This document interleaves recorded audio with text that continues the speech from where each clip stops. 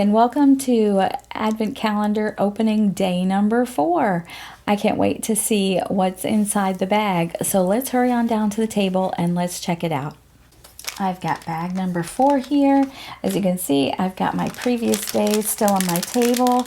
I can't wait. In a day or two, we're going to start creating with some of these items. I hope that you're creating with them as well, or you're at least thinking about what you can create. Oh, we've got another stamp set. Look at that. This time we have a tulip. Thank you so much. And some pretty tulips. Another fun little 3x3 stamp set. Love that. All right. Thanks for joining me for day number 4. I hope you'll join me again tomorrow. We'll open day number 5. I can't wait.